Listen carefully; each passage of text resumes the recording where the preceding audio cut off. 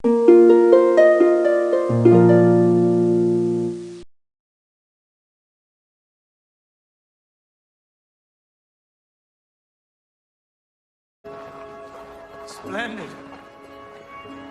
It's all coming true.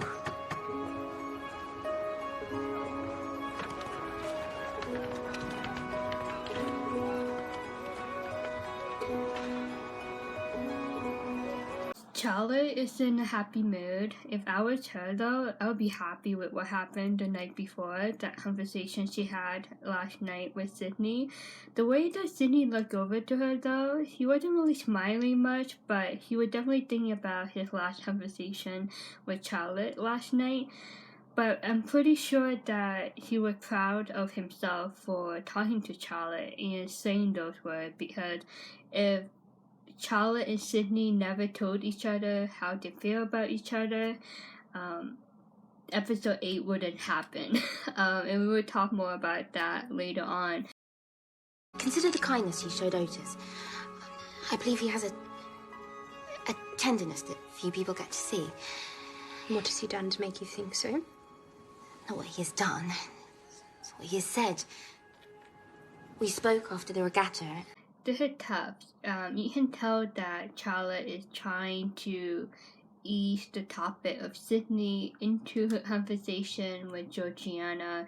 Georgiana and Sydney are still not on a good term at the moment. It's not the greatest relationship. And he said he felt his truest self when he was with me. Why would he say that? I've been asking myself the same question. I couldn't sleep last night thinking on it. Charlotte and Georgiana have become really great friends, right? And when you have a best friend, you tell each other everything, the secrets, the news, or anything update, like you tell each other everything. And Charlotte confides in Georgiana and trusts her, and she really wanted to tell Georgiana about the conversation that Charlotte had with Sydney the other night. And you can see Charlotte blushing a little bit, like she was excited and a bit shy, like cute shy, in telling Georgiana what Sydney told her last night. And I think part of her, she was a little bit nervous to see the reaction of Georgiana, because Georgiana doesn't seem to support Charlotte in being in a relationship with Sydney. Oh no. You aren't in love with him. Please say you are not. You cannot trust a word he says. Having supportive friends are important, and your friends need to support you, including those you date, right? But sometimes your friends don't like the person that you're dating, and Georgiana is showing that. She's letting Charlotte know that she doesn't support Charlotte dating Sydney, and Georgiana doesn't trust Sydney and doesn't trust him to be with Charlotte, and she thinks that Sydney is not the best man for Charlotte. But the way she is against it though, it seemed to be like harsh to Charlotte, because Charlotte like really falling for Sydney, and she began to trust Sydney and see the good side of Sydney, where Georgiana never see that side of Sydney and never gave Sydney the chance to prove himself. So it goes both ways, but you can see Charlotte started to feel a bit conflicted after what Georgiana said, but I think Charlotte gonna follow her heart and will go after Sydney and just give him the benefit of the doubt and allow him to fall for her and be together with her. She is taking that risk, she is taking that chance. And if Charlotte does get hurt by Sydney, according to what Georgiana thinks will happen, like if they do get together, something bad gonna happen, then Charlotte have to learn, right? And learn from her mistake. But right now, she knows that she is falling for Sydney, and she's not gonna let anyone or anything keep her from falling in love with Sydney. Come on, man, put me out my misery. They found my work to be of fine quality and have pleasure in offering me an apprenticeship. It's everything you've ever wanted. Aye. Now I have to tell my father. We gotta be happy for James Stringer. He finally gets something good in his life after what happened with Charlotte. I gotta say though, so far it's really nice of James to not intervene with Charlotte and Sydney. I mean, he could have like told Charlotte how he feels or tried to force Charlotte to like him, but he let it go. He moved on, and he had this promising opportunity to do something that he loved, but first thing first, he had to talk to his dad. Miss Denham? I thought to tempt Miss Denham with a carriage ride. No, thank you. Excellent idea. She needs a good shaking about to jolt her out of her despondency. Come along, up you get. Pay attention closely to Esther's facial expression throughout this scene. At first, she's like perked up. She's like interested to hear what Lord Babington was up to, but then she said no. But you can tell that she wants to, but she doesn't want to. Like, she's very conflicted with what she wants in Lord Babington, and he is not giving up on her. After that intense conversation that they had in the last episode, he's still willing to chase after her right now and make sure she's okay, and taking her out on this carriage ride, and this really shows support and a friendship. He wants a friendship with her, and she keeps turning him down. But we all know Esther is liking this chasing game that Lord Babington is playing with her. Like, it's really nice when a guy chases after the lady. It shows that he is interested in her, and she should keep an open mind on Lord Babington. And Lady Denham, like, she's like, what are you doing, Esther? Like, he's right there, he's single, he's available, he is interested. Aunt, I beg of you. She will do what she is told.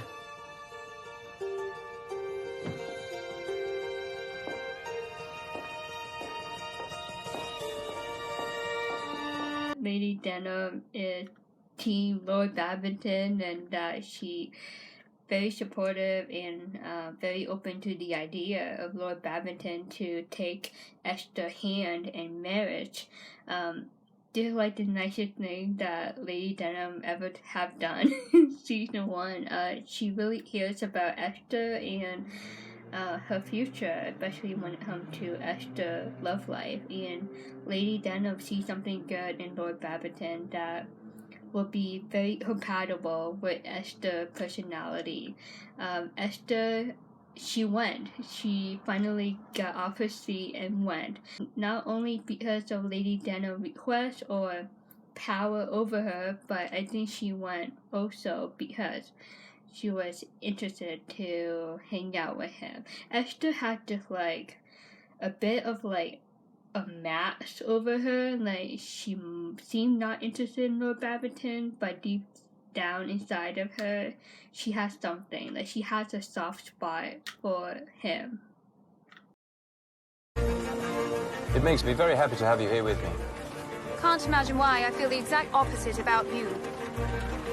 Do you? Truly? Didn't I just say so? I refuse to believe you. Yeah. Lord Babington knows her game, so he's like, yeah, I don't believe you. But you can see at the very end of that clip, she started to smile as he started to speed up on that horse ride.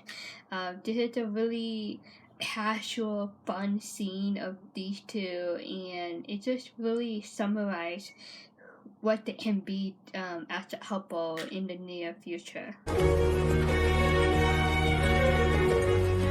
Babington, you are the world's worst carriage driver. Oh, do you care to take the reins? Why not?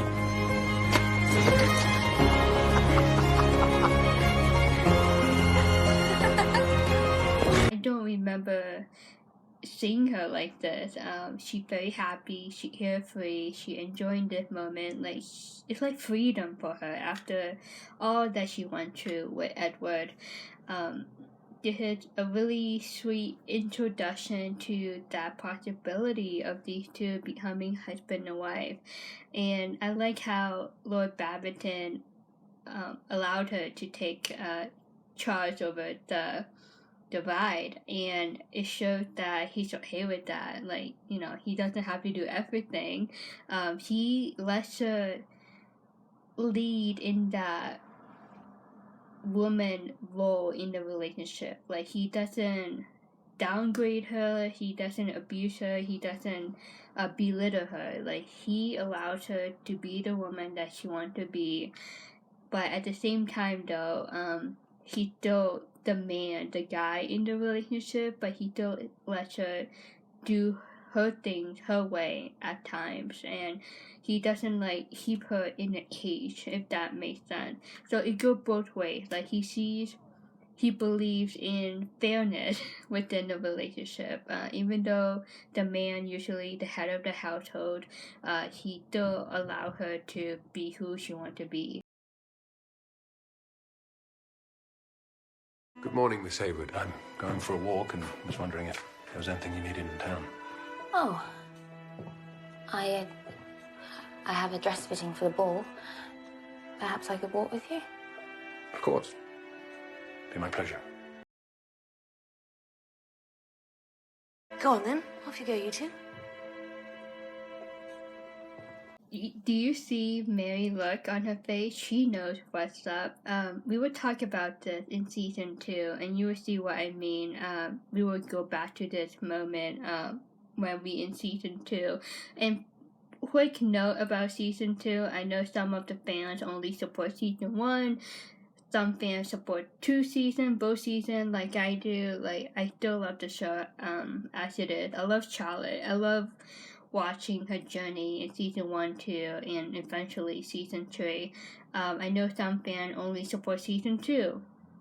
Anyway, but I'm going forward with season 2 and 3, so I hope all of you respect me and respect my channel and respect my reviews on all 3 seasons going forward. And there will be no hate talk on my channel. So if I see anything that's very hateful to anyone, including the show, this is not the place to be. So I hope you respect that. Anyway, Mary's face, she knows what's up, and Charlotte kind of like guarding her heart. So she's like, okay, I'm talking to Sydney right now, like, what's going to happen? He offered to take a walk with her, like, you know, if she needs something in town. I think they tried to make it not awkward in front of Tom and Mary. It's like Tom and Mary are like the parents.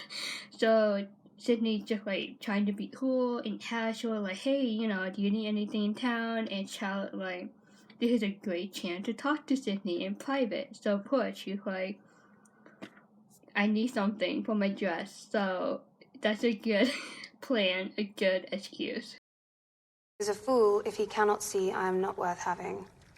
And he is a fool if he thinks I could ever love him as he loves me. It is infinitely better to be loved than to love, especially in a marriage. Esther still rejecting Lord Babington, or rejecting the idea of a possibility in being married to Lord Babington. Esther seemed to have high standards for herself, but she afraid to open up to Lord Babington. I think she's afraid that this guy might be her true love, and I think she's afraid to go through that again. I think she's afraid to get hurt again, for any reason, like any shape or form. Like, she just doesn't want to get her heart broken, so she's very protective of her heart, of herself. And Lord Babington is like the sweetest guy to her ever. And Lady Denham, like, what's wrong with you? Like, why are you losing your chance on this guy? Like, don't lose him. And she made a good point though. Like, is it better to be loved than to love someone, because when you are loved by someone, you already know that that person truly loves you. Like, you know for sure.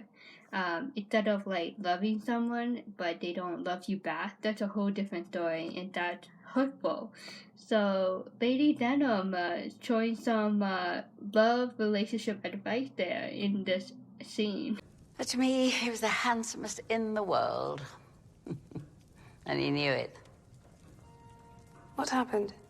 Waiting for a look, for a smile, for a tender word. Like one of his dogs. Remember when Lady Denim first met Charlotte in episode 1, and how she was making fun of Charlotte's family background, and how she always believed that Charlotte moved to Sanditon just to find a man, and that she presented herself to Charlotte as this independent woman that doesn't need a man, that never loved anyone, deeply. But now we seeing this very vulnerable, very open Lady Denim talking about her love life and what happened in the past about this certain man that we never heard of until now. And then he upped and married a girl from Gloucestershire with 50,000. He had debts, of course. Couldn't have afforded to marry me.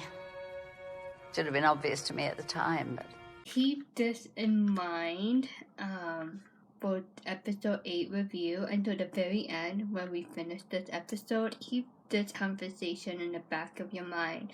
But it's very interesting that she told Esther this, and it showed that she went through a lot in her love life in the past, and I think it's something that she learned from, and that she took it to heart, and that it's something that she didn't want to make the same mistake again. And she married this other guy that they didn't have the luck to have any children. So her love life had been complicated. There was some hurt in the past, broken hearts, and she did find love with the other man that she mentioned to Charlotte in episode 1. But it's just, she went through a lot to be the person that she is right now. A fine, fresh day. Yes, indeed. Bodes well for the ball tonight. Yes. Well, being an indoor occasion, good weather is not so much of a consideration. No. Quite. Sydney is talking about so many topics in the conversation. Charlotte is giving him simple answers. You can see he looks at her and like, okay, what should I say? Should I say it now, or should I just keep talking about random stuff like the weather? Like, why do we need to know about the weather when it comes to an indoor ball? You can see that Sydney trying to find the right moment to tell Charlotte what he's been waiting to tell him. But welcome, nonetheless. Are you looking forward to the ball? Very much. I love to dance. Then he went back to the topic of the ball, and Charlotte confirmed what we knew in episode 1. She does love to dance. If you remember when Tom Parker got injured in episode 1, he showed her that that design plan of Sanditon, and Charlotte mentioned about a ball because she loved to dance, but now she said it out loud in this conversation. You can see a little bit of an awkwardness going on, a good awkwardness, and Sydney trying to keep the flow of the conversation going so they won't have any awkward silence. Are you looking forward to the ball? Yes, very much, very much. And your family, have you heard from them recently? Yes, a letter from my sister came just this morning. You can see that his right hand, playing with his hat behind his back a little bit. His hat seemed to be like his confident ball, or a stress ball, trying to keep himself calm and have something to hold on to, and to keep him calm throughout this conversation, to not get nervous. Then he asked about her family, and this is like the first time he asked her about her family that we know of, like, you know, watching it on TV on our screen. But that was very nice of him to ask her about her family. It showed that he hears enough about her family. Well, we both know nothing ever happens in Willingdon.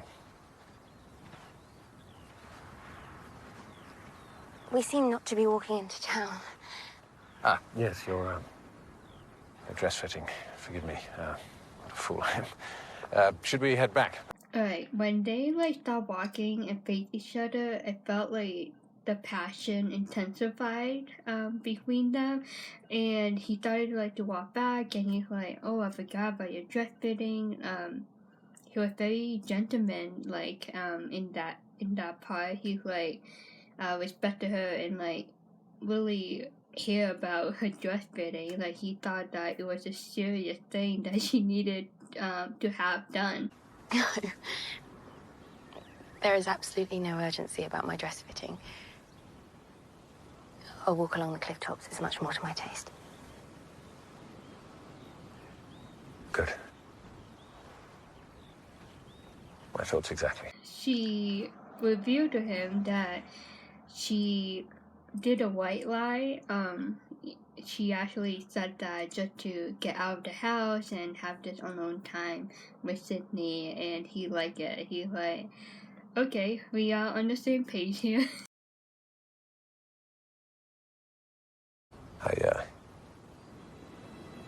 I was hoping that we might find a moment when we could be alone together.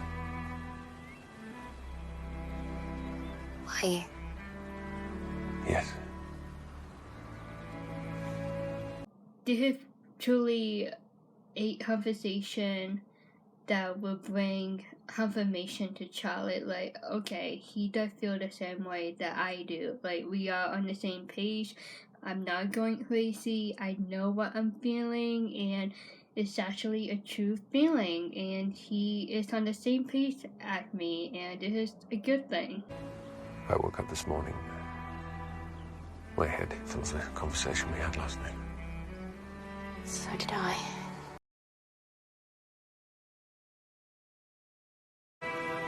Charlotte. Yes. He getting closer and closer to her, and it's so obvious. It's the introduction of a kiss that is about to happen, and he ended up thinking about her in the conversation that they had last night, and that's basically the confirmation that Charlotte needed to hear from him. You know, you don't have to say I love you, you don't have to say I'm falling in love with you. They know each other well enough of how they feel for each other, and Sydney can be hard to open up and say the words that need to be said, but he said it enough in this conversation, and Charlotte knew what he meant.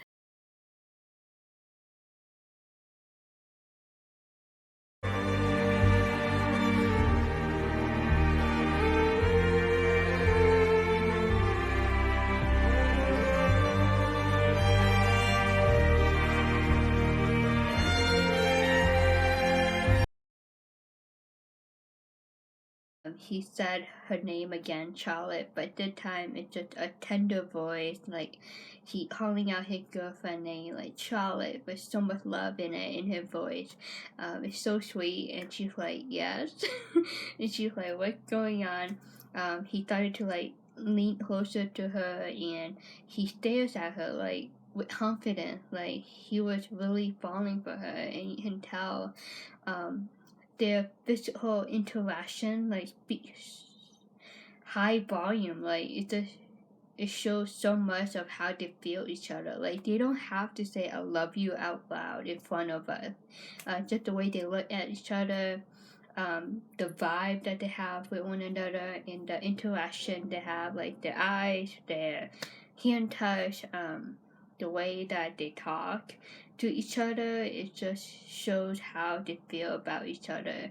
I hope that makes sense. It's just so obvious and full of passion, the feeling that they have for each other. And he looked down at her lips, and she looked up at his lips, and she was like, "Is this happening? Is this really happening?"